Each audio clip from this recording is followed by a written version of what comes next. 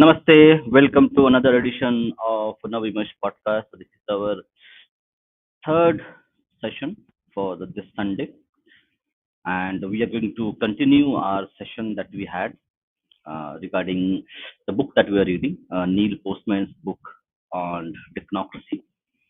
So we are going to, as usual, we're going to start with a presentation that I have prepared.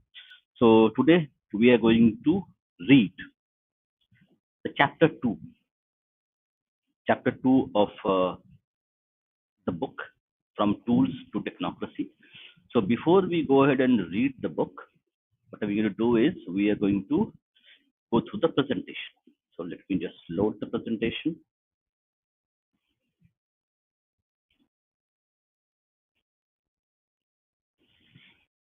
So this is the presentation and we'll start.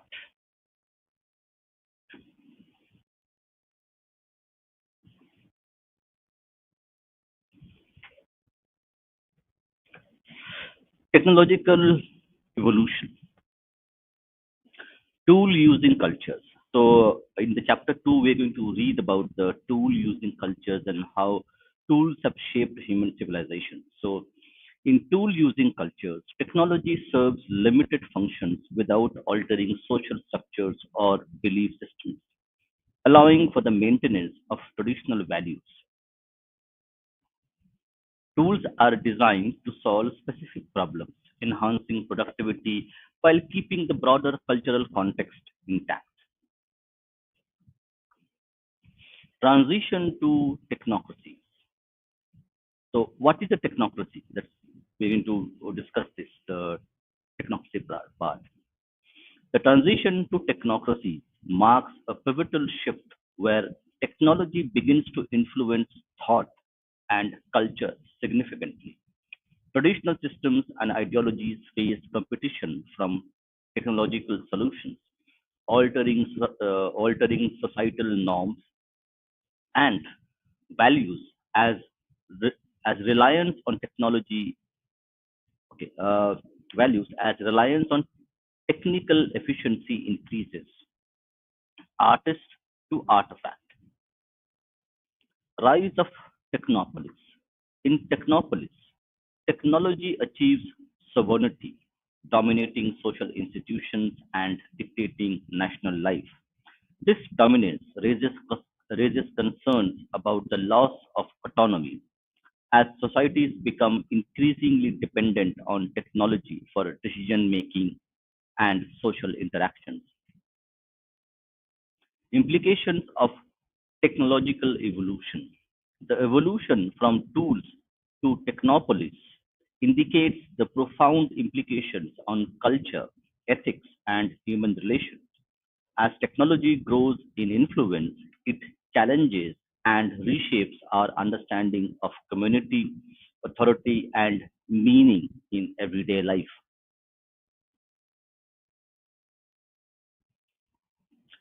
Transformation process. Interesting. Initial problem solving.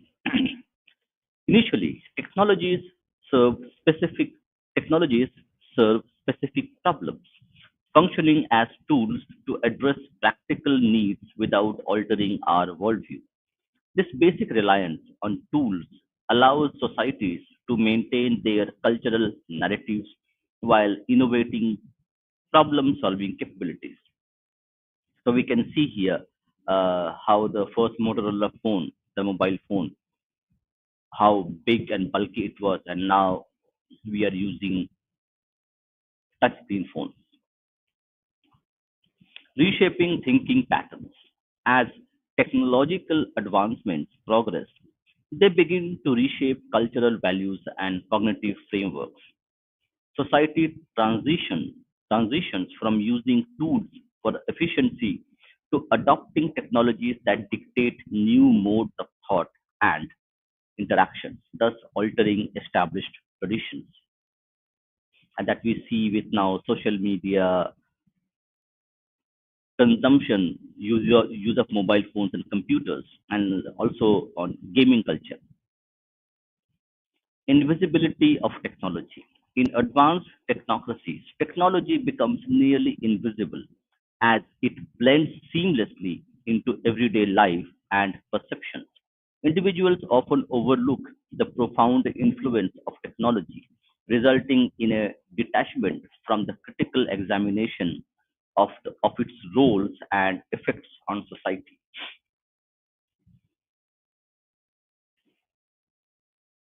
Critical insights. Elevation of efficiency. In technocracies, efficiency and technical expertise are prioritized above traditional values. This shift this shift devalues human experiences, leading societies to favor solutions that are merely efficient over those that resonate on a moral or meaningful level. Surrender of cultural authority. Postman argues that as technology advances, cultural authorities like religious institutions and community elders lose influence. In their place, technical experts emerge as new authorities, leading to decisions driven by technical knowledge rather than ethical considerations. Reduction of human experience. Postman highlights a worrying trend where complex human experiences are reduced to quantifiable data. Important aspects of life, such as health and education, become wrapped in statistics, leading to information glut, but knowledge scarcity, where true understanding is overshadowed by metrics. Loss of traditional narratives. Technocracies disrupt the narratives that provide cultural significance. Traditional stories and myths are replaced by technical explanations, causing a crisis of narrative, where society struggles to find meaning beyond efficiency and technical outcomes. This is something which is very important to talk about. During the COVID crisis, we have seen how mental health epidemic was discovered. It already existed, but it was became a critical in terms of how people were having mental health issues and lack of meaning, okay, lack of faith, lack of understanding their own emotions. So this crisis of narrative, where society struggles to find meaning beyond efficiency and technical outcomes. We all desire a good house, a good job, okay, material wealth, okay, well-being, safety, security. But at the end of the day, people still are not happy, and they are unable to find out why they are not happy, why they are not content with their lives, even if they have everything that they desire in their lives.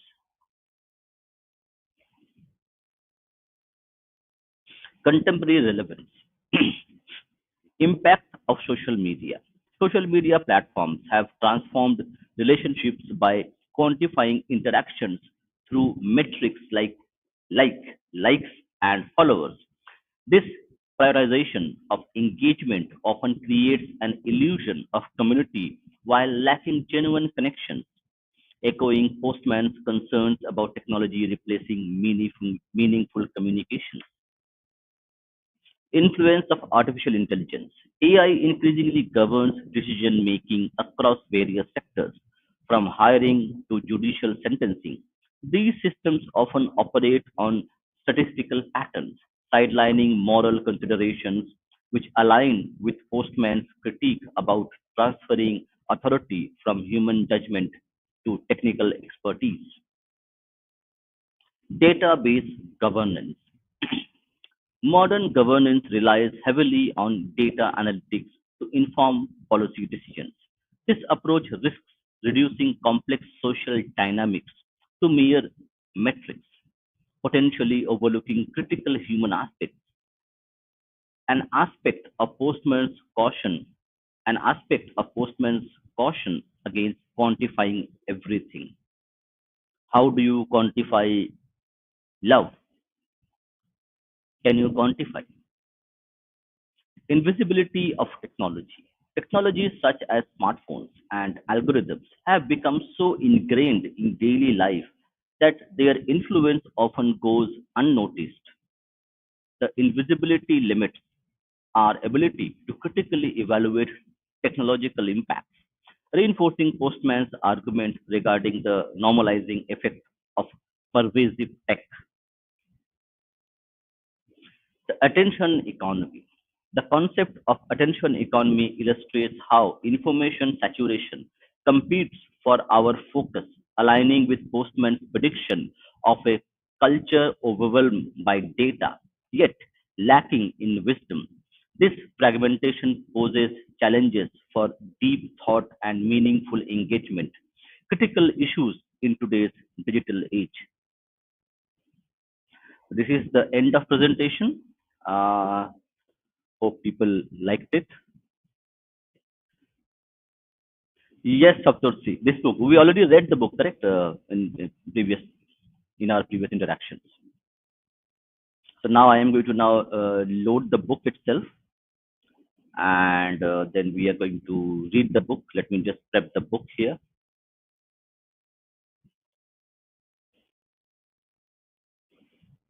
Okay. Interesting that.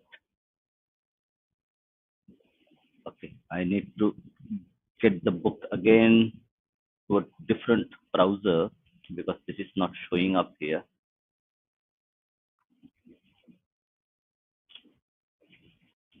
It will take a 1 minute, not 2 minutes, 30 seconds to get this done.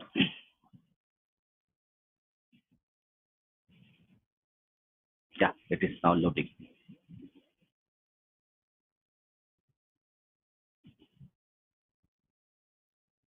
Yeah, the book is ready. Let me just prep it. And we're going to read the chapter 2. Chapter 2 is From Tools to Technocracy. Let me know if you can read the text. I have made it enough big so that people can actually observe it. Let me remove this and share the screen.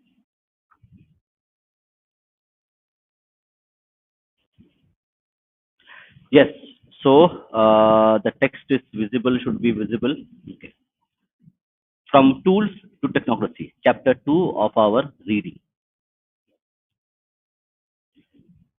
Let me just check. Yes, so do let me know if the text is visible. It is big enough in my perception, but do let me know.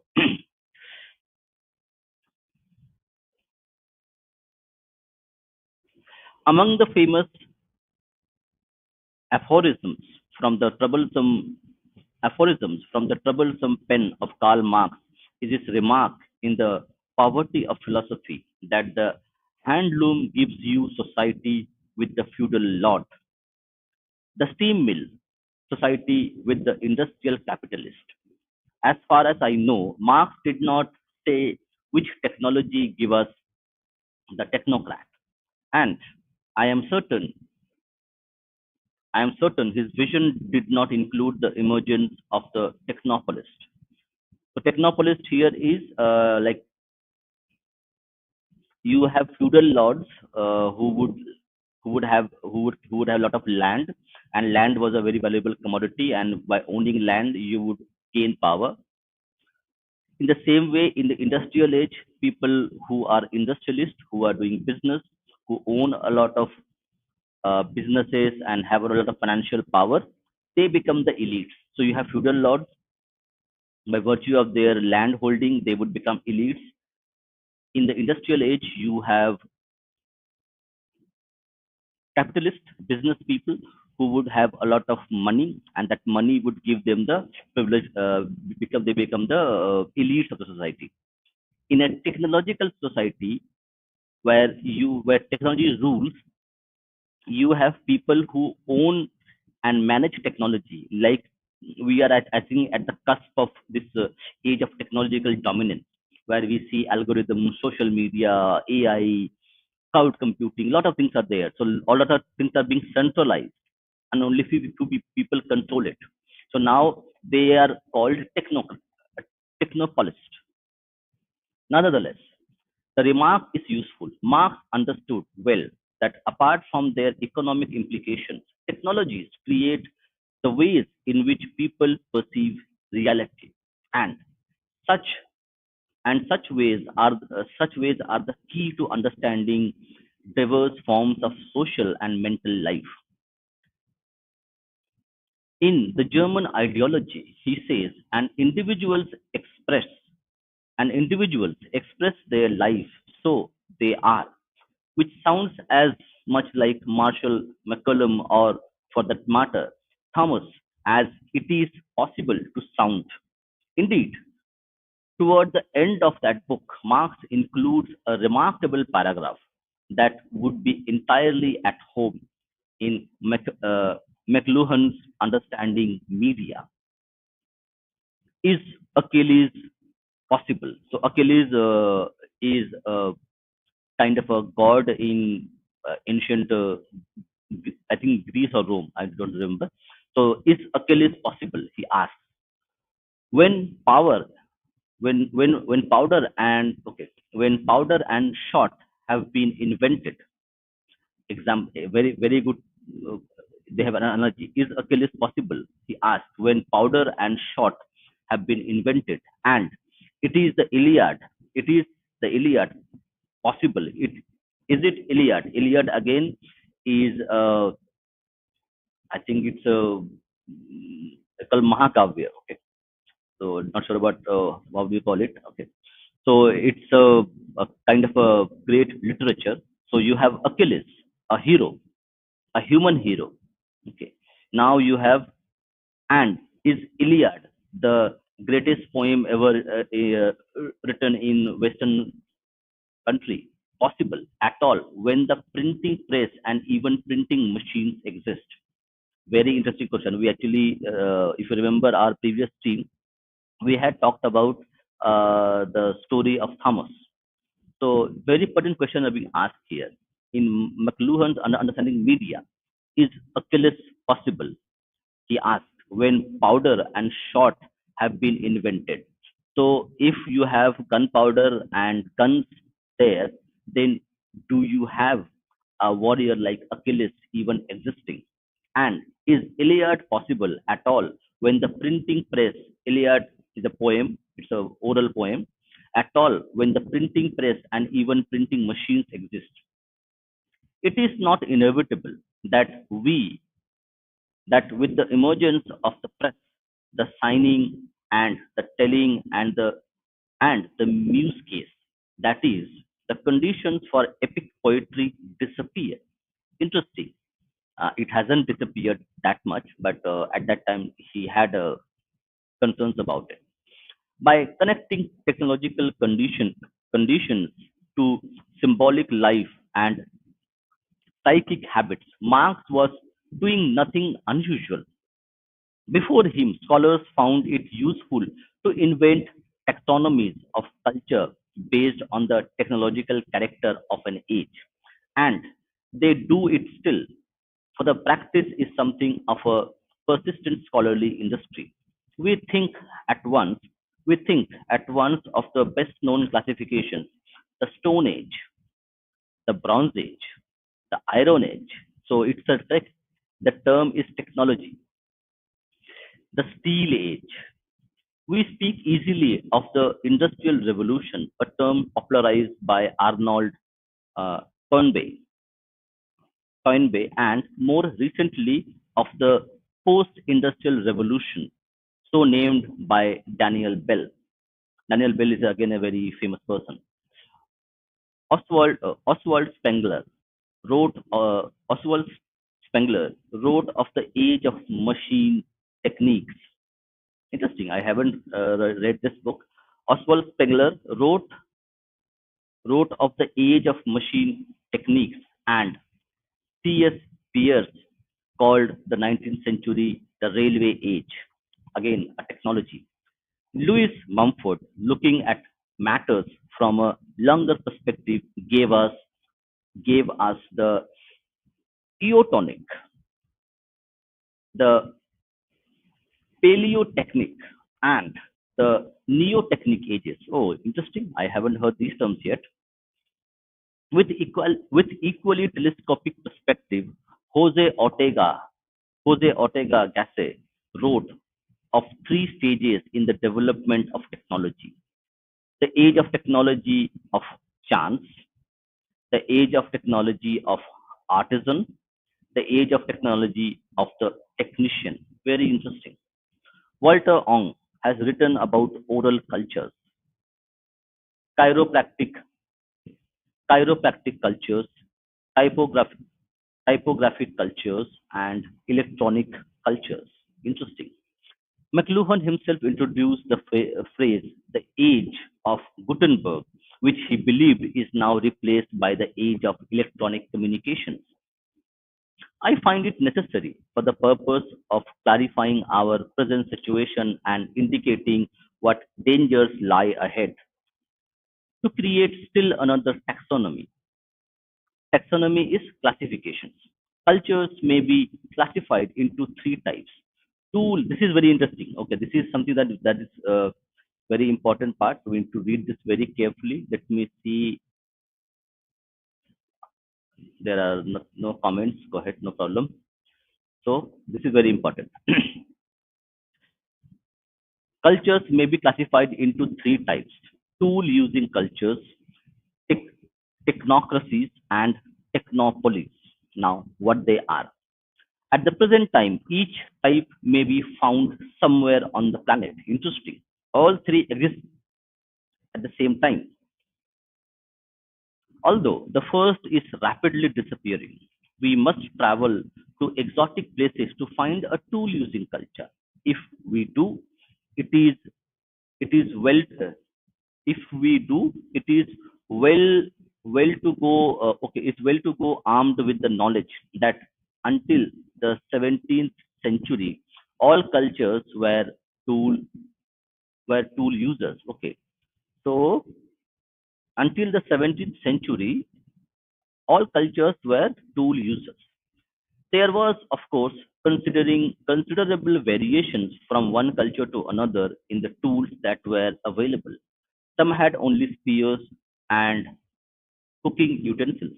Some had water mills and coal and horsepower. But the main characteristic of all tool using culture is that their tools were largely invented to do two things: to solve a specific and urgent problems of physical life, such as in the use of water power, windmills, and the heavy wheeled plow, or to serve the symbolic world of art, politics, myth, ritual, and religion, as in the construction of castles and cathedrals and the development of the mechanical clock. In either case, tools did not attack, or more precisely, were not intended to attack the dignity and integrity of the culture into which they were introduced. Interesting, very interesting. So, do you think people who are listening and who are watching that while we are using technology now, using mobile phones, AI, and there are many other things, is this something you feel is threatening your own existence? That does it interfere with your emotions, with your relationships, with your thought process? Does a mobile phone or the content that you watch in your mobile phone, does that alter your emotions and thoughts? Do let me know in the chat. With some exceptions, tools did not prevent people from believing in their traditions, in their god, in their politics, in their methods of education, or in their legitimacy of their social organization. These beliefs, in fact, directed the invention of tools and limited the use to which they were put. Even in the case of military technology, spiritual ideas and social customs acted as controlling forces. Very interesting. It is well known, for example, that the uses Uses of the sword by samurai warriors were meticulously governed by a set of ideals known as Bushido, or the way of the warrior. The rules and rituals specifying when, where, and how the warrior must use either of his two swords, the katana or long sword, and the wakizashi or short sword, were precise, tied closely to the concept of honor, and included the requirement that the warrior commit seppuku, seppuku or harakiri should his honor be compromised. Harakiri, correct? This is interesting. I have heard this term in some cricket match a decade ago. This sort of governance of military technology was not unknown in the Western world. The use of the lethal crossbow was prohibited under under threat of anathema by Pope Innocent II in the early 20th century. The weapon was judged to be the weapon was judged to be hateful to God and therefore could not be used against Christians. That it could be used against Muslims and other infidels does not invalidate the point that in a tool using culture, technology is not seen as autonomous and is subject to the jurisdiction of some binding social or religious system. Having defined tool using cultures in this manner, I must add 2 points so as to avoid excessive oversimplification. First, the quantity the quantity of technologies available to a tool using culture is not its defining characteristic. Even a superficial study of the Roman Empire, for example, reveals the extent to which it relied on roads, bridges, aqueducts, tunnels, and sewers for both its economic vitality and military conquest. Or, to take another example, we know that between the 10th and 13th centuries, Europe underwent a technological boom. Medieval man was surrounded by machines. One may even go as far as Lynn White, Lynn White Jr., who said that the Middle Ages gave us for the first time in history. Middle Ages gave us for the first time in history a complex civilization which rested not on the backs of sweating slaves or coolies, but primarily on non-human power. Tool-using cultures, in other words, may be both ingenious and productive in solving problems of the physical environment. Windmills were invented in the late 12th century. Eyeglasses for nearsightedness appeared in Italy in 1280. Okay. The invention in the 11th century of rigid, rigid padded collars to rest on the shoulder blades of horses. Okay, solve the problem of how to increase the pulling power of horses without decreasing their ability to breathe. Interesting. In fact, as early as ninth century in Europe, horseshoes horseshoes were invented, and someone figured out that when horses are hitched one behind the other, their pulling power is enormously amplified. Corn mills, paper mills, and fulling mills were part of medieval culture, as were bridges, castles, and cathedrals. The famous spire of Strasbourg Cathedral, built in the 13th century, rose to a height of 466 feet, the equivalent of a four-story skyscraper. And to go further back in time, one must not fail to mention the remarkable engineering achievements of Stonehenge and pyramids, whose construction, Louis Mumford insisted, signifies the first example of a mega machine in action. Given the facts, we must conclude that tool using cultures are not necessarily impoverished technologically and may even be surprisingly sophisticated. Of course, some tool using cultures were and still are technologically primitive, and some have even displayed a contempt for crafts and machinery. The Golden Age of Greece, for example, produced no important technical inventions and could not even devise ways of using horsepower efficiently. Both Plato and Aristotle scorned, scorned the base machine arts, probably in the belief that nobility of mind was not enhanced by efforts to increase efficiency or productivity. Efficiency and productivity were problems for slaves, not philosophers.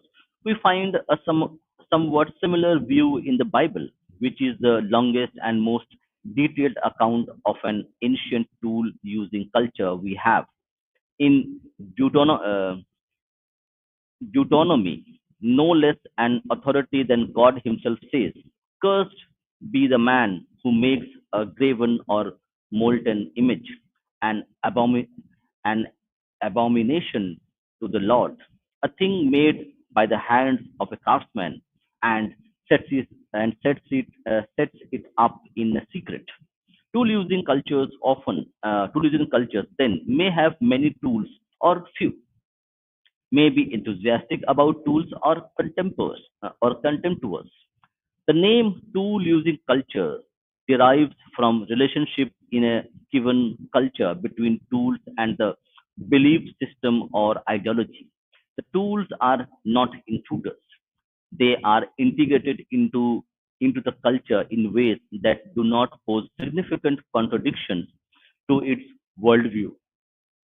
If we take the European Middle Ages as an example of a tool using culture, we find a very high degree of integration between its tools and its worldview. Medieval theologians developed an elaborate and systematic description of the relationship of man to God, man to nature, man to man, and man to his tools. Their theology took as a first and last principle that all knowledge and goodness come from God, and that therefore all human enterprise must be directed toward the service of God. Theology, not technology, provided people with authorization for what to do or think. Perhaps this is why Leonardo da Vinci kept his design of a submarine secret, believing that it was too harmful a tool to unleash, that it would not gain favor in God's eyes. In any case, theological assumptions served as a controlling ideology, and whatever tools were had invented had ultimately to fit within that ideology. We may say further that all tool using cultures, from the technologically most primitive to the most sophisticated, are theocratic, or, if not that, unified by some metaphysical theory, such as theology or metaphysics provides order and meaning to existence, making it almost impossible for techniques to subordinate people to its own needs. The almost The almost is important. It leads to my second qualification. As the spirit of Thomas reminds us, tools have a way of intruding on even the most unified set of cultural beliefs. There are limits to the power of both theology and metaphysics. Very interesting. And technology has to do, business to do, which sometimes cannot be stayed by any force. Perhaps the most interesting example of a drastic technological disruption of a tool using culture is in the 8th century 8th century use of the stirrup by the Franks under the leadership of Charles Martel. Until this time, the principal use of horses in combat was to transport warriors to the scene of the battle, whereupon they dismounted to meet the foe. The stirrup made it possible to fight on horseback, and this created an awesome new military technology, mounted mounted shock combat, the new form of combat, as Lynn White Jr. has meticulously detailed, enlarge the importance of the knightly class and change the nature of feudal society. Landholders found it necessary to secure the services of cavalry for protection. Even eventually, the knights seized control of church lands and distributed them to vassals on condition that they stay in the service of the knights. If a pun will be allowed here, the stirrup was in the stirrup was in the saddle and took feudal society where it would not have otherwise have gone. Interesting. To take a latter example, I have already alluded to the transformation of the mechanical clock in the 14th century from an instrument of religious observance to an instrument of commercial enterprise. The transformation is sometimes given a specific date, 1370, when King Charles V ordered all citizens of Paris to regulate their private, commercial, and industrial life by the bells of the royal palace clock, which struck every 60 minutes. All churches in Paris were similarly required to regulate their clocks in disregard disregard of the canonical hours. Thus, the church had the church had to give material interest precedence over spiritual needs. Here is a clear example of a tool being employed to loosen the authority of the central institution of medieval life. There are other examples of how technologies created problems for the spiritual life of medieval Europe. For example, the mills to which farmers flocked to have their grains ground became a favorite place for prostitutes to attract customers. The problem grew to such proportions that Saint Bernard, the leader of the Cistercian order in the 12th century, tried to close down the mills. He was unsuccessful because the mills had become too important to the economy. In other words, it is sometimes of an oversimplification to say that tool using cultures never had their customs and symbolic life reoriented by technology. And just as there are examples of such cases in the medieval world, we can find we can find fewer but significant instances in the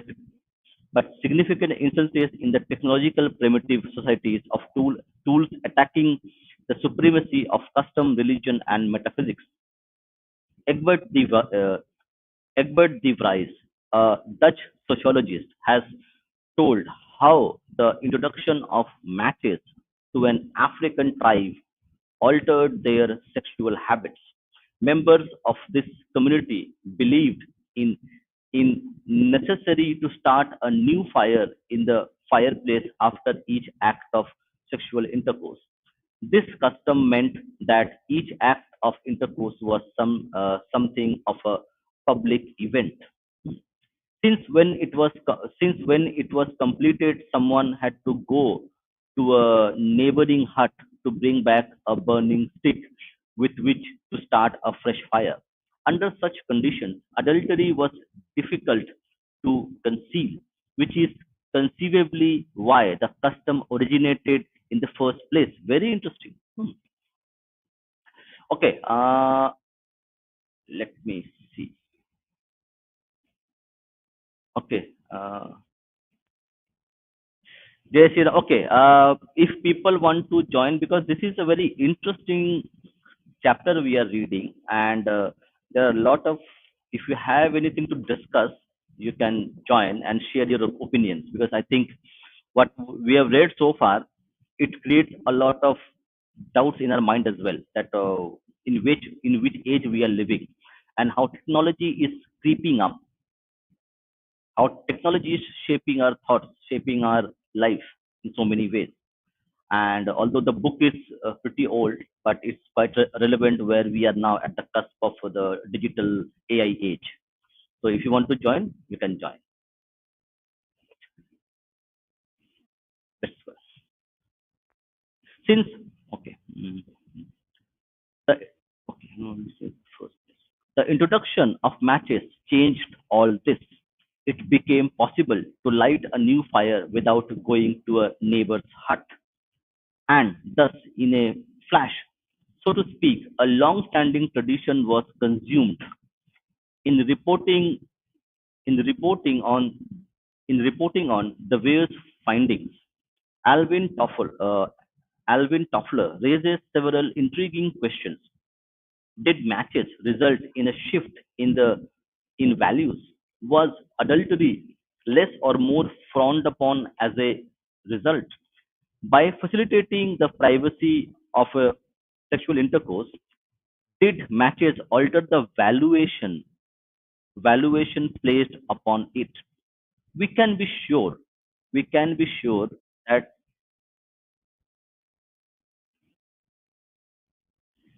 yes, Nina.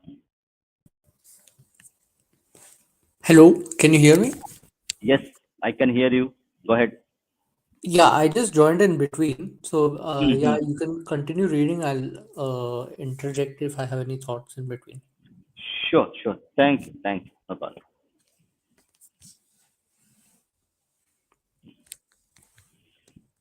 Did matches alter the valuations placed upon it? We can be sure that some changes in cultural values occurred, although they could not have been as drastic as what to the happened to the Ihamut tribe early in the 20th century after the introduction of the rifle. Oh, that's interesting. As described by Fali Mowat in the by okay, Fali Mowat in the People of the Deer, the replacement of bows and arrows with rifles is one of the most chilling tales on record of a technological attack on tool using cultures. The result in this case was not the modification of a culture but its eradication. Nonetheless, after one acknowledges that no taxonomy ever neatly fits the realities of a situation, and that in particular the definition of a tool using culture lacks precision, it is still both possible and useful to distinguish a tool using culture from a technocracy. In a technocracy, tools play a central role in the thought world, in the thought world. Everything must give way in some degree to their development. The social and symbolic worlds become increasingly subject to the requirements of that development. Now, this is very important point that we need to understand. The social and symbolic worlds become increasingly subject to the requirements of that development. That means development of technology. Tools are not tools are not integrated into the culture. They attack the culture. They bid they bid to become the culture. Mobile phone is has become a culture. We use the term like gaming culture. Gaming is a bigger industry than movies, Hollywood. Okay, several times over. Now we call gaming culture. So game comes from a technological advancement. So now it has attacked the movie going culture, which was earlier the case. Now it has replaced movie going culture with culture of gaming, where people do not find movies as entertaining as games, and people would generally play games rather than watch a movie. As a consequence, Tradition, social mores, myth, politics, ritual, and religion have to fight for their lives. The modern technocracies of the West have their roots in the medieval European world, from which there emerged three great inventions: the mechanical clock, which provided a new conception of time; the printing press with movable type, which attacked the epistemology of oral traditions; and the telescope, which attacked the fundamental propositions of Judeo Christian theology. Each of these was significant in creating a new relationship between tools and cultures.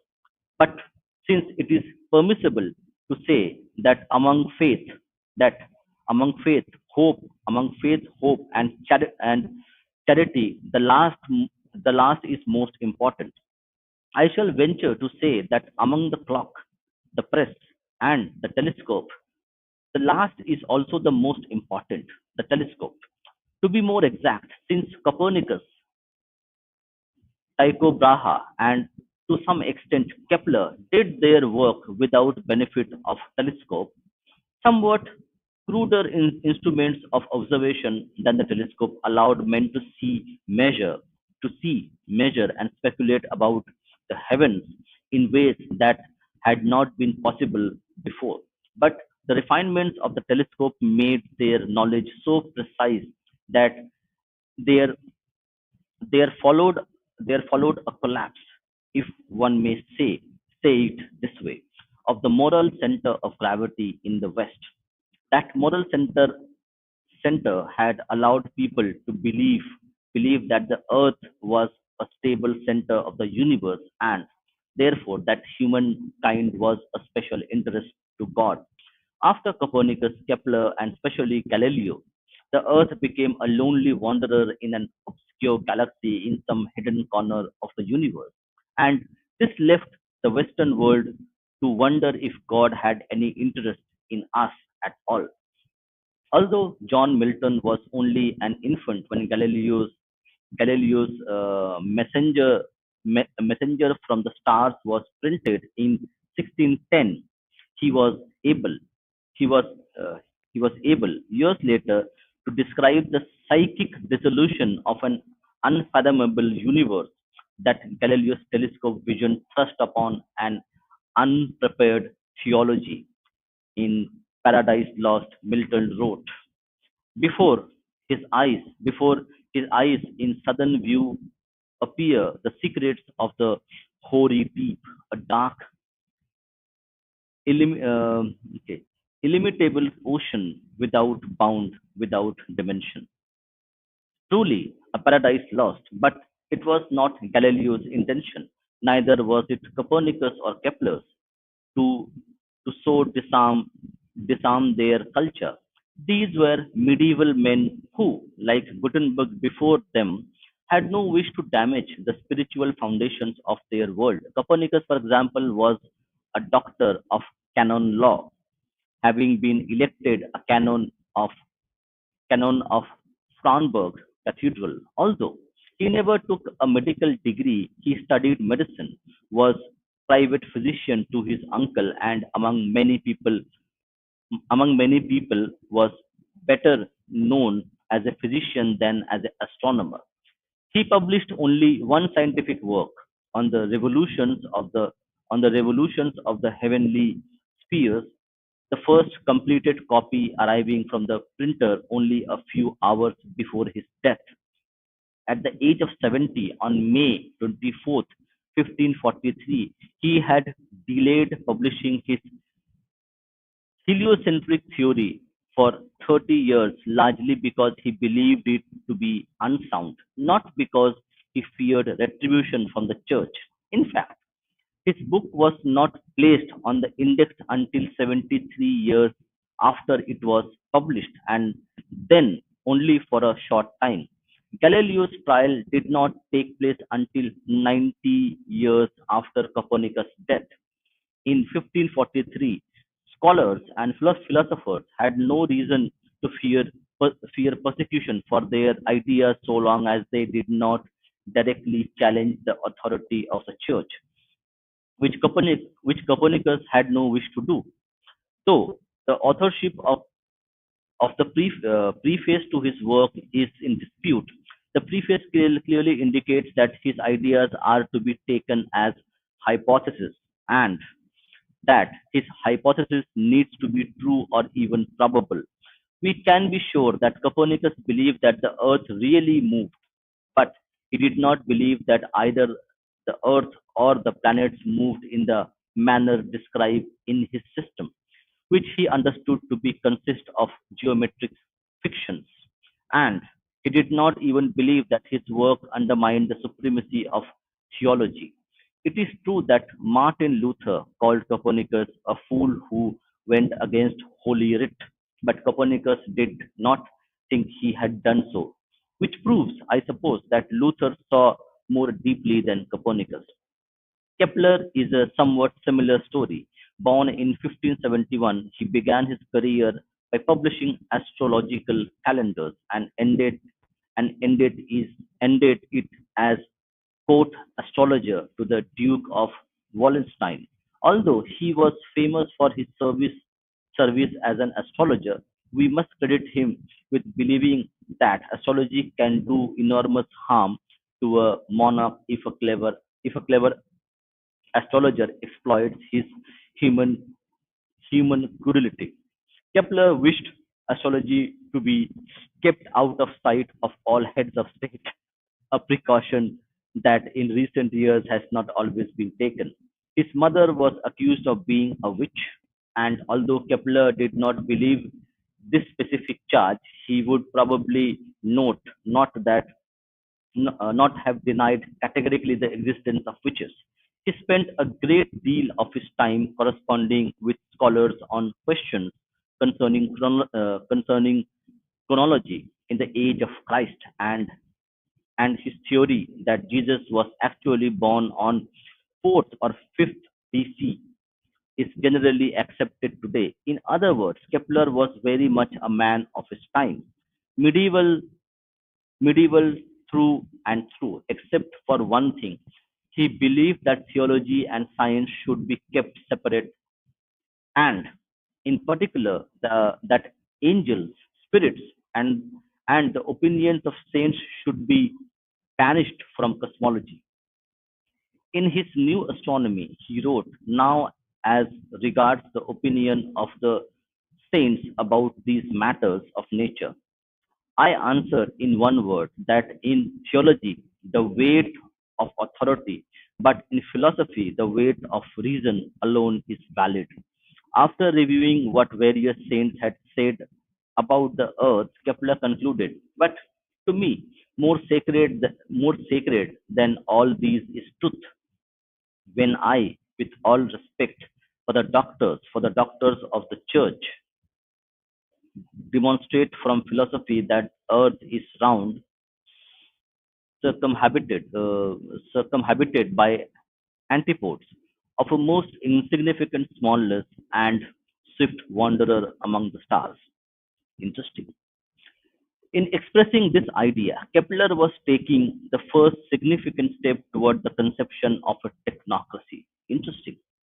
We have here a clear call for a separation of moral and intellectual values, a separation that is one of the pillars of technocracy, a significant step, but still a small one.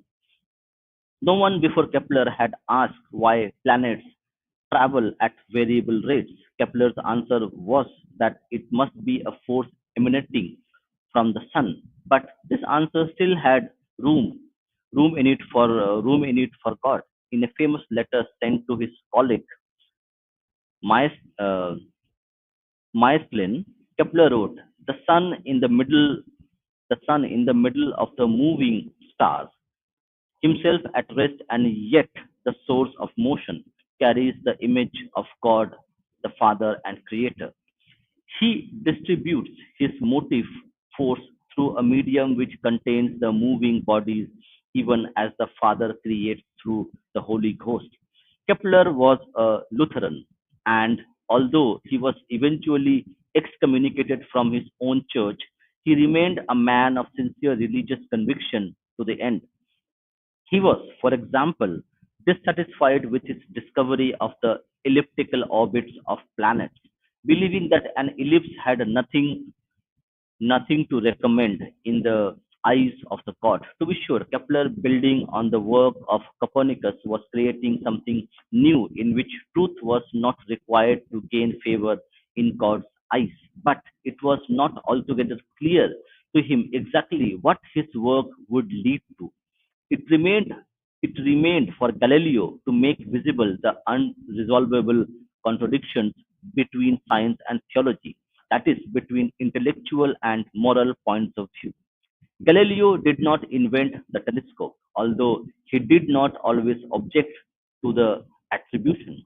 A Dutch spectacle maker named John Lippershey Lippershey was probably the instrument's true inventor.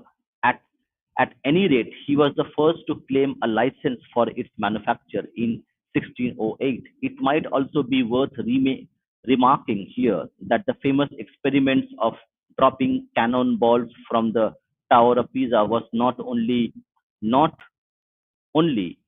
done by Galileo, but actually carried out by one of his adversaries, Giorgio Coresi, who was trying to confirm, not dispute.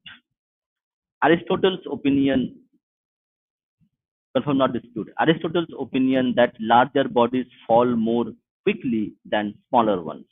Nonetheless, to Galileo must go the entire nonetheless, to Galileo must go the entire credit for transforming the telescope from a toy into an instrument of science. And to Galileo must also go the credit of making astronomy a source of pain and confusion to the prevailing theology. His discovery of the four moons of Jupiter and the simplicity and accessibility of his writing style were key weapons in his arsenal. But more important was the directionness, directness with which he disputed the scriptures. In his famous letter to the Grand Duchess of Christina, he used arguments first advanced by Kepler as to why the Bible could not be interpreted literally. But he went further in saying that nothing physical that could be directly observed or which demonstrate or which demonstrations could prove out to be questioned merely because biblical passages say otherwise. More clearly than Kepler had been able to do, Galileo disqualified the doctors of the church from offering opinions about nature. To allow them to do so, he charged, is pure folly. He wrote, this would be as if an absolute despot, being neither a physician nor an architect, but knowing himself free to command, should undertake to administer medicines and erect buildings according to his whim, at grave peril of his poor patients' lives and, and the speedy collapse of his edifices. From this and other audacious arguments, the doctors of the church were sent reeling. It is therefore astonishing that the church made persistent efforts to accommodate its beliefs to Galileo's observations and claims. It was willing, for example, to accept as hypothesis that the earth moves and the sun stands still. This on the grounds that it is the business of the mathematician to formulate interesting hypotheses. But there could be no accommodation with Galileo's claim that the movement of the earth is a fact of nature. Such a belief was definitely held to be injurious to holy faith for contradicting scriptures. Thus, the trial of Galileo for heresy was an hearsay was inevitable even though long delayed. The trial took place in 1633, resulting in Galileo's conviction. Among the punishments were that Galileo was abjure was to abjure was Copernican okay, punishment that where Galileo was abjure Copernican opinion, served time served time in a formal prison, and for 3 years repeat once a week, seven seven penitential psalms. I think some Bible is there, Bible verses. 3 years, repeat once a week, seven penitential psalms. These There is probably no truth to the belief that Galileo mumbled at the conclusion of his sentencing, but the earth moves, or some similar expression of defiance. He had, in fact, been asked 4 times at his trial if he believed in the Copernican view, and each time he said, I he did not. Everyone knew he believed otherwise, and that it was his advanced age, infirmities, and fear of torture that dictated his compliance. In any case, Galileo did not spend a single day in prison. He was confined at first to the Grand Duke's villa at Trinita del Monte, then to the palace of Archbishop Piccolomini in Siena, and finally to his home in Florence, where he remained for the rest of his life. He died in 1642, the year Isaac Newton was born. Copernicus, Kepler, and Galileo put in place the dynamite that would blow up the theology and metaphysics of the medieval world. Newton lit the fuse. In the ensuing explosion, Aristotle's animism was destroyed, along with almost everything else in his physics. Scriptures lost much of its authority. Theology, once the queen of the sciences, was now reduced to the status of court jester. Worst of all, the meaning of existence itself became an open question, and how ironic it all was. Whereas men had traditionally looked to heaven to find authority, purpose, and meaning, the sleepwalkers, as Arthur Koestler called Copernicus, Kepler, and Galileo, looked not to heaven but to the heavens, looked not to heaven but to the heavens. They there were found only they they found only mathematical equations and geometric patterns. They did so with courage but not without misgivings, for they did their best to keep their faith, and they did not turn away from God. Interesting, all this happened, and still Newton believed in God. Everybody believed in God, so they didn't move away from God. They believed in a God who had planned and designed the whole of creation, a God who was a master mathematician. Their search for the mathematical laws of nature was fundamentally a religious quest. Very interesting. Their search for the mathematical laws of nature was fundamentally a religious quest. Nature was God's text, and Galileo found that God's alphabet consisted of triangles, quadrangles, circles, spheres, cones, pyramids, and other mathematical figures. Kepler agreed and even boasted that God, the author, had had to wait 6,000 years for his first reader, Kepler himself. As, as for Newton, he spent most of his later years generations, trying to compute the generations since Adam. His faith in Scripture being unshaken. Descartes, whose okay, uh, Descartes, whose discourse on method, published in 1637, provided nobility nobility to skepticism and reason, and served as a foundation of the new science, was profoundly religious man. Although he saw the universe as mechanistic, give me give me matter and motion, he wrote, and I will construct the world. He conducted his law of the immutability of motion from the immutability of God. All of them, all of them had to end. had to end clung to the theology of their age. They would surely not have been indifferent to knowing when the last judgment would come, and they could not have imagined the world without God. Moreover, the science they created was almost wholly concerned with questions of truth, not power. Interesting. Toward toward that end, there developed in the late 16th century what can only be described as a for passion for exactitude, exact dates, quantities, distances, rates. It was even thought possible to determine the exact moment of the creation, which, as it turned out, commenced at 9 a.m. October 23rd, 4004 BC.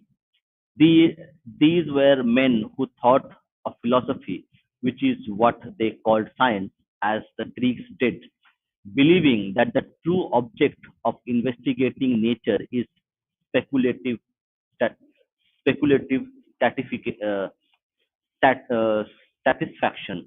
They were not concerned with the idea of progress and did not believe that their speculations held the promise of any important improvements in the condition of life. Copernicus, Kepler, Galileo, Descartes, and Newton laid the foundation for the emergence of technocracies, but they themselves were men of tool using cultures. Francis Bacon, born in 1561, was the first man of the technocratic age. In saying this, I may be quoting no less an authority than Immanuel Kant, who that a Kepler or a Newton was needed to find the law of movement of civilization. Perhaps it was Bacon who first saw pure and serene connection between science and the improvement of human condition. Principal aim of his work was to advance the happiness of mankind, and he continually criticized his predecessors for failing to understand that the real legitimate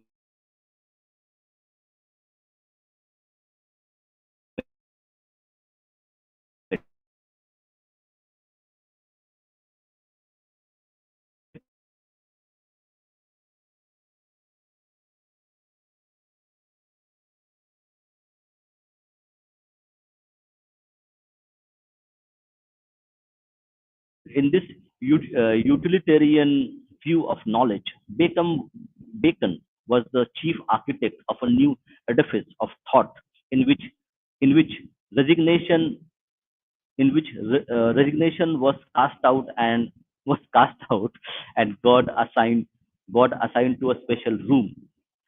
The name of the building was Progress and Power. Ironically, Bacon was not himself a scientist, or at least not much of one. He did no pioneering work in any field of research, law of nature, or generate a single fresh hypothesis. He was not even well informed about the scientific investigation of his own time. And though he prided himself on being the creator of a revolutionary advance in scientific method, posterity has not allowed him this presumptions. Indeed, his most famous experiment makes its claim on our attention because Bacon died as a result of it. He and his good friend Dr. Whitburn were were taking a coach ride on a wintry day when seeing snow on the ground. Bacon wondered fresh if flesh might not if flesh might not be preserved in snow as it is in salt. The two decided to find out at once. They bought a hen, removed its innards, and the body with snow. Poor Bacon never learned the result of his experiment because he fell immediately ill from the cold, most probably with bronchitis, and died 3 days later. For this, he is sometimes regarded as a martyr to experimental science.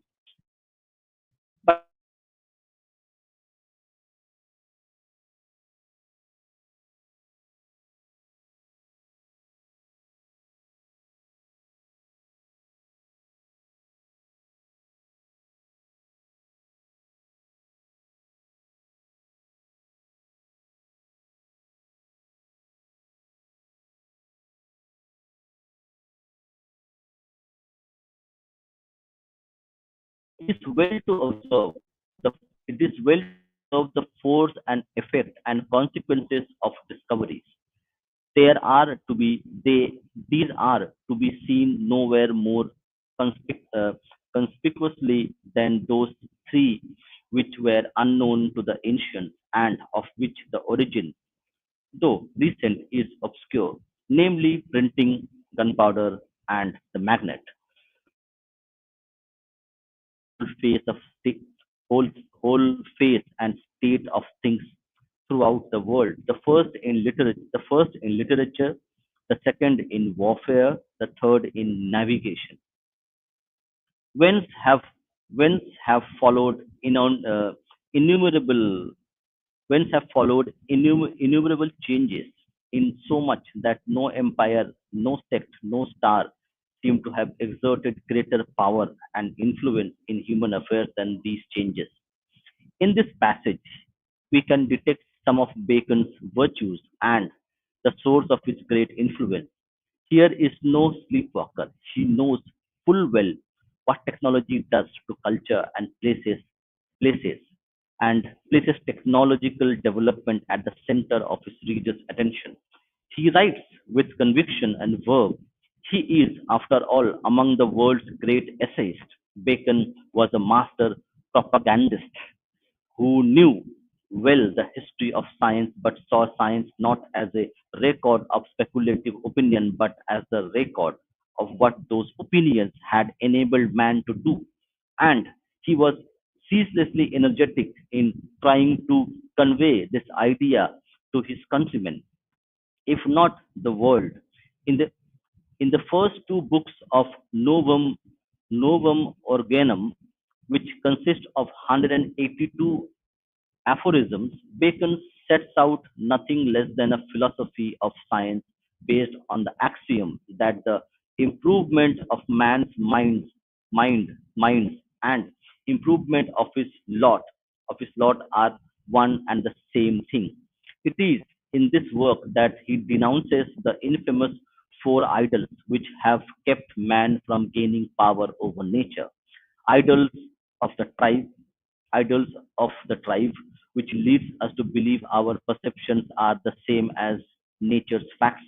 Idols of idols of the cave, which lead us to mistaken ideas derived from heredity and environment.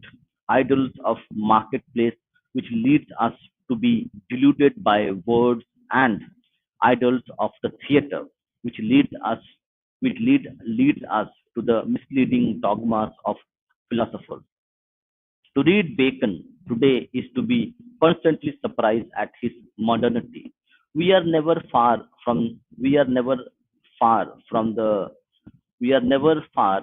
now familiar notion that science is a source of power and progress.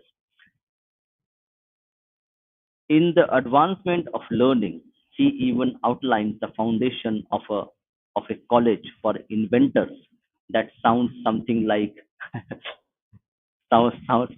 sounds something like a Massachusetts Institute of Technology. Bacon would have would have the government provide inventors with allowances for their experiments and for traveling. He would have scholarly journals and international associations. He would encourage full cooperation among scientists, an idea that would have startled Tycho Brahe, Kepler, and Galileo, who used who used some of their genius to devise ways of concealing their work from one another. Bacon was also believed that scientists should be paid well to give public lectures and that informing public of the utility of invention was as important as invention itself. My God. In short, he conceived of the scientific enterprise as it is conceived today, organized, financially secure, public, and mankind's best weapon in the struggle to improve his condition and to do so continuously. As I have said, Bacon is the first man of technocracy, but it was some time before he was joined by the multitude. He died in 1626, and it took another 150 years for European culture to pass to the mentality of the modern world. That is, to technocracy. In doing so, people came to believe that knowledge is the power, that humanity is capable of progressing, that poverty is a great evil, and that the life of the average person is as meaningful as any other. It is untrue to say that along the way God died, but any conception of God's design certainly lost much of its power and meaning. And with that loss went the satisfactions of a culture in which moral and intellectual values were integrated. At the same time, we must remember that in the tool using culture of the older European world, the vast majority of people were peasants, impoverished, and powerless. If they believed their afterlife was filled with unending joy, their lives on earth were nonetheless nasty, brutal, and short. As C.P. Snow remarked, the Industrial Revolution of the 19th century, which was the fruit of Baconian science, was the only hope for the poor.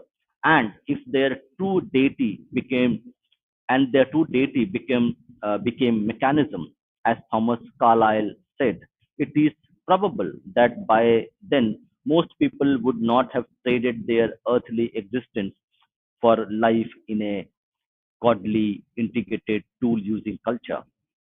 It didn't matter if they would, since there was little use in lamenting the past. The Western world had become a technocracy from which there could be no turning back, addressing both those who were exhilarated by technocracy and those who were repulsed by it.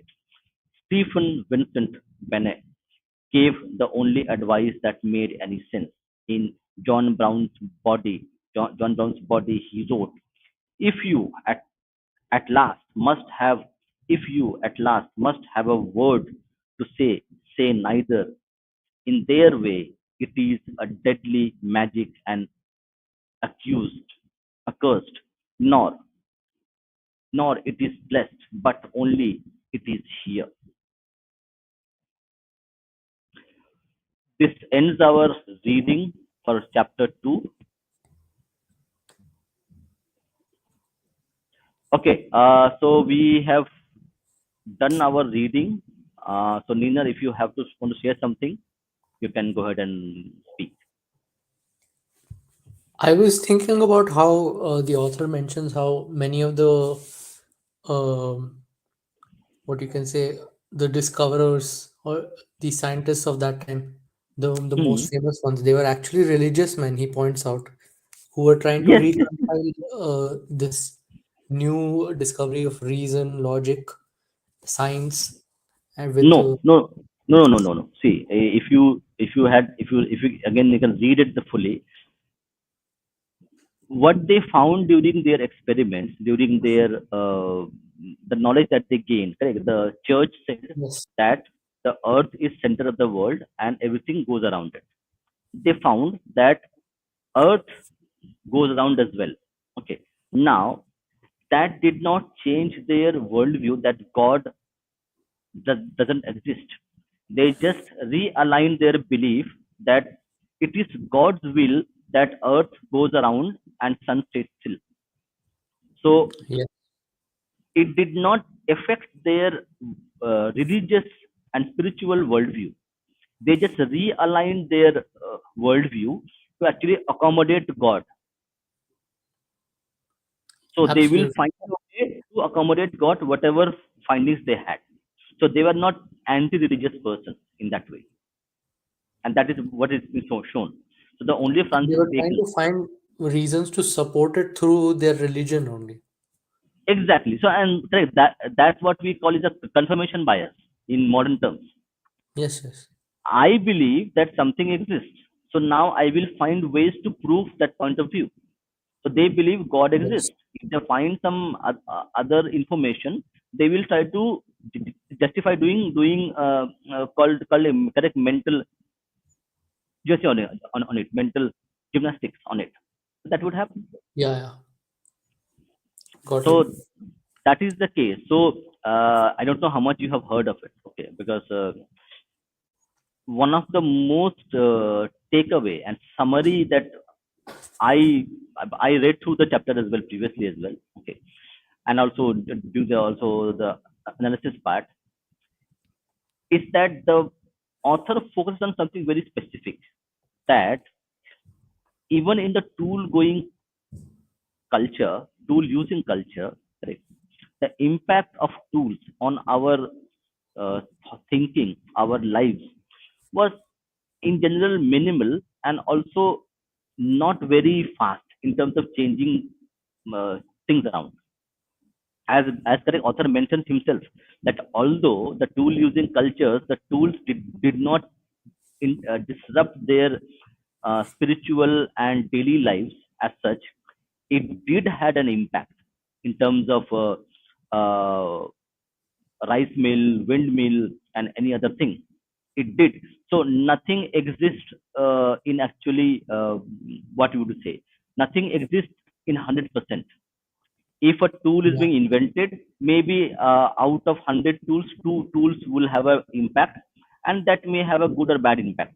That Yeah. we may not know exactly, but still the society was still intact, or the changes which were brought in by the tools, they would take a long time to take effect. And what will happen is that again those tools which are now disturbing the balance, they would again try to rebalance their society so that the tools again Yeah. became integrated. They will have their own place in society, basically. Yeah, so the printing, correct, the people thought printing press would mean that would mean that people would forget how to paint. That correct, that was the Yeah. assumption, that if you're going to mechanically print a word, or mechanically you can do Or you will not write a, write, basically, with the yeah, hand. exactly. So you will forget how to write. But eventually printing press and other things became, they were again integrated into society, and the society changed. Society But changed. at the same time, printing press was working parallelly to writing also. So that was how it actually worked. Exactly. So it got integrated into the society itself. So the so both adapted, like they adapted to make sure that okay, they will both exist. Now the thing is that the pace at which it changed, correct? So printing press, the printing press did change the thought process of the themselves, because the thought of churches or the bishops having the authority to interpret Bible, now you can read your own Bible, and that changed the thought process of the millions of people. Now they could read Bible and see that okay, if something is told by the church or the archbishop or the pastor, it did not match with what is being said now, what he's reading. So it did had an impact on the thought process itself, thought how the society was thinking in that Yeah. way. But the changes which were there, it was not something akin to our mobile phones. Right? Nowadays, like if you work in technology, or if you have something to do with technology, or if you consume technology, if you consume social media, then what you eat, how do you sleep, when do you feel happy, when do you feel sad, what you buy, okay, everything is now somehow influenced by the devices, that the media you consume, the media. The printing press did not had that impact. So as we say, correct, I have this physical book. I am reading the book. Okay. But when you have a Kindle, when you have a Kindle at your with you, the Kindle is reading you. Kindle is reading True. you how True. Right. fast you are reading, which words you are focusing, which words you are searching. Okay, how long you are reading. That is the It gives author you the called. recommendations also and everything.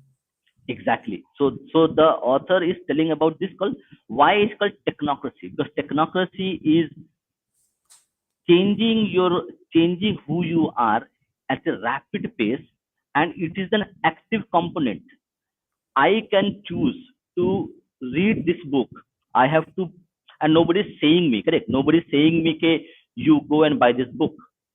I am feeling bored. I am feeling curious. I am feeling, okay, let's read something.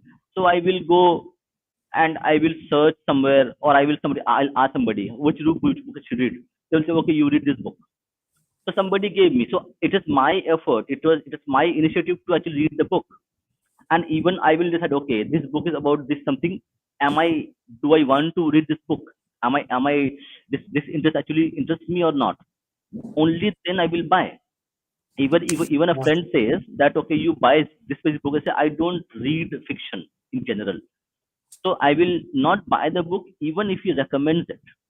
The problem with technocracy is that you are being influenced at the emotion level, at the psychological level, and also via emotions at the physical level. Your hormones are being controlled by the device which you are having now. So that is being called as a technocracy, where the development of technology is derived by itself. So human need, human requirement is insignificant. You have correct 10-minute delivery. You would need a 10-minute delivery for a medicine. That is a requirement. You don't need a 10-minute delivery for a chips packet. That is not requirement. But technology is making sure that you have no option but to go and get a 10-minute delivery done. So that's how it works. Yeah, your opinion. Yeah, so it becomes matter of convenience also, right? So with every new tool, we are trying to outsource the job and make it easier and easier. And what is different about the current technocracy is that the number of tools and how rapidly they're coming up, that is unprecedented. Yes. So we'll finish this with this last point that I wanted to share. That is, when mobile phones came, correct? So you would remember at least 10 numbers. When mobile phones came, you Yeah, would remember at least 10 numbers generally. 9, 10, 5, 6. The 5, 6 numbers you have to remember to actually you would need your father, teacher, people's numbers, family members numbers. exactly. Yes, yes. So you would have around 10 numbers that you would remember. Today, even you will not remember your own number. You Right. will think, okay, is this my number or not? Now, that is a fundamental change. You are not using your memory, and it has happened We are like outsourced it to subconsciously. the tool, basically, to the phone. So it has changed your thinking pattern. It has now, because you are not using your memory. Now your thought pattern that, okay, I will not remember anything else. I will Yeah, also, so this habit will become a kind of a pattern in your life, where you will use any other tool to outsource the memory use to somebody else. Hmm.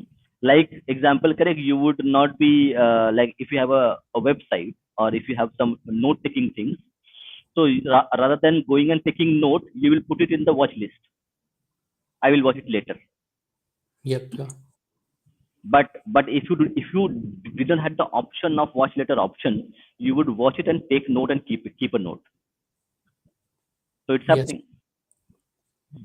Or you So would that's commit why. it to memory, Hmm, like hmm, the hmm. phone number. Hmm, hmm, hmm, hmm.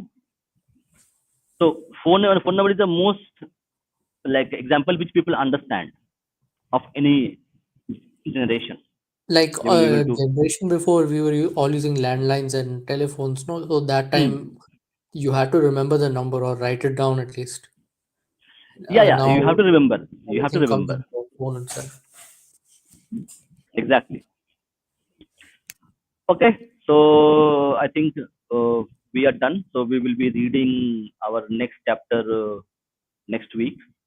It's a very interesting book actually. So it Yes, yes. sheds new light into, and it's like a apt book because it it had the prediction what will happen. Now we are seeing it happen in real time. Dada, which year was this written? 1985. Let me just check. Oh, okay. 19, Oh, it was quite old. 1980. So, no, not 80. Hold on. Let me see. So let me reduce. So this is 1987. 87. So I think Yeah, just when computers were taking 1987. off. Yeah, so 80s. It actually he gave a few lectures. Okay, so and it was published. Okay, it was published in 1993.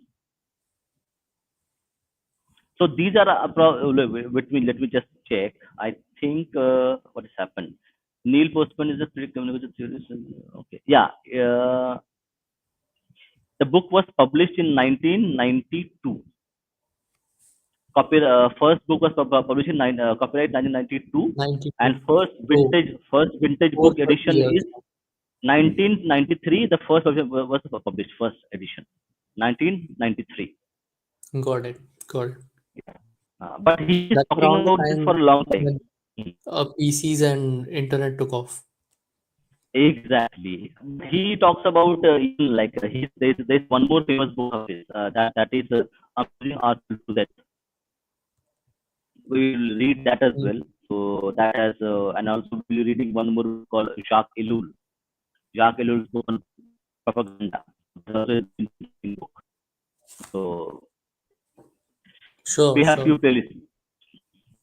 Okay, so take care. We'll see you tomorrow. We have a very good episode coming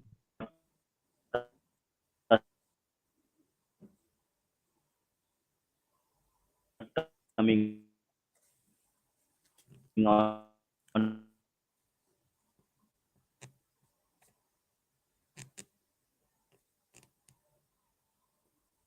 I Sri Ram. think Vande yours is Mataram. hanging. You know, it's fine. Bye Okay, bye, okay. everybody. We will see you tomorrow. Yeah.